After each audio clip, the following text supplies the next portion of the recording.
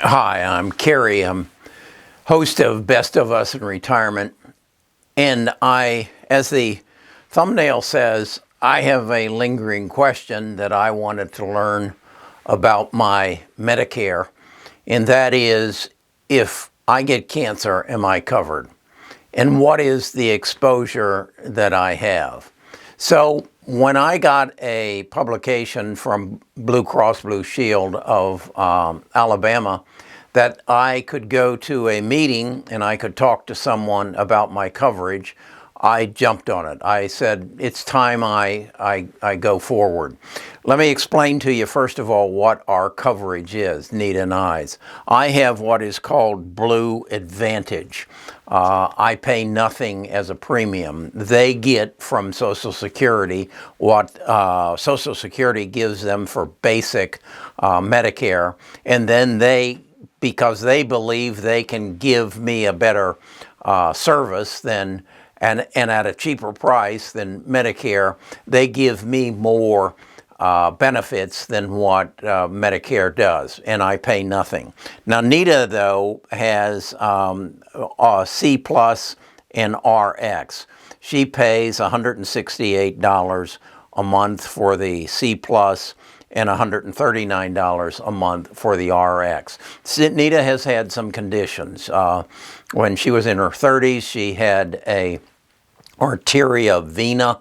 What that is a vein in your brain explodes and throws blood all over, and that had to be operated on. We more recently discovered she had a non-malignant tumor in the stem above her stem and her brain.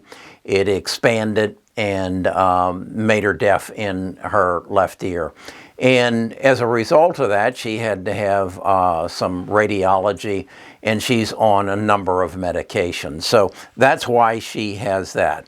So what I wanted to know, though, is if I get cancer, and why am I concerned about that? My mother died of cancer when I was 8 years old in 1953. She was 29 years old. My father died of cancer in 2010. He was 80 years old. And my daughter died of cancer in 2014. She was 40 years old. So I feel pretty confident I know what I'm going to die of. I don't know. I do know that my mother, when she died, in 1953, my father got she was in the hospital actually from November through July of the following year, and he got a bill from the hospital for $70,000. It's a whole nother story how that was settled.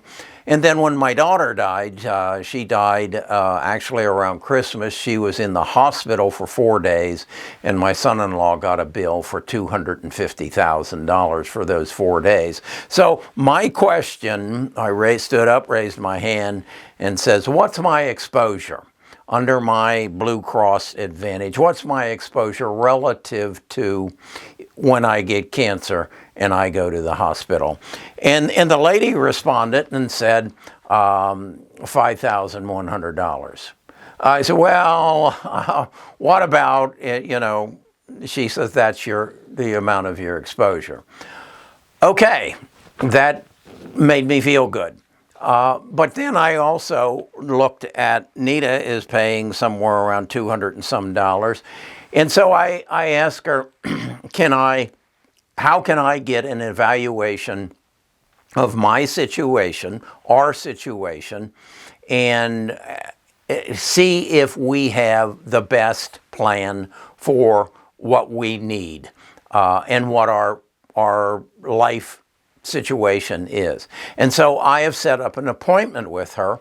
Actually, she's very busy, and so I can't get to her until after Thanksgiving in early December. And I'll share with you what I learned and what I'm going to do as a result of that. My lesson and what I really want to share with you today is understand who these people are. This lady is a commissioned salesman.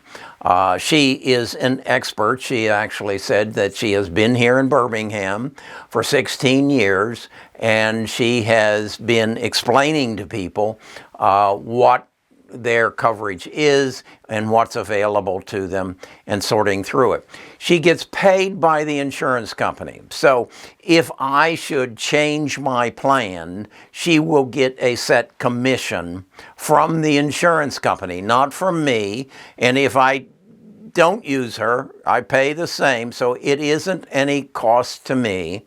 And then she gets a reoccurring commission every year that I pay my premiums. So I believe what I have found is someone who understands the programs better than I do.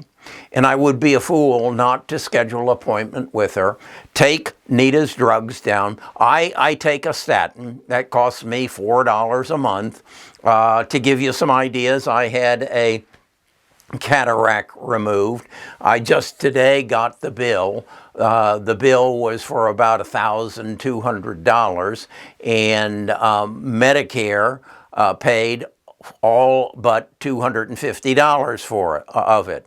If then, in fact, I have the other done, which I will do. They wanted to do it within 3 weeks, but I said no, I did not want it to do it in 3 weeks because I have an artificial lens now in this eye, and if it doesn't work, and I go ahead and have an artificial lens in this, then I have the potential of 2 that don't work.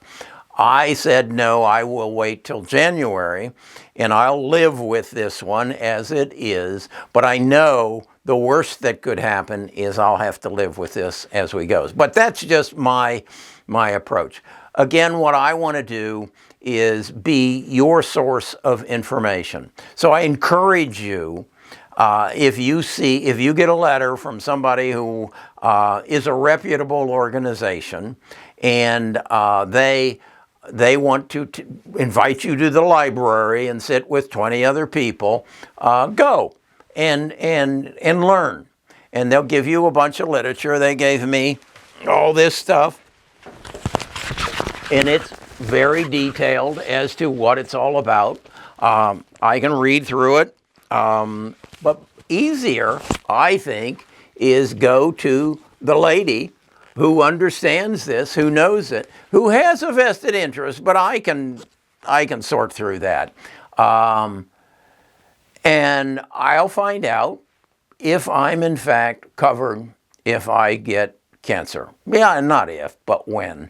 Okay, that's what I did today. Wanted to share it with you.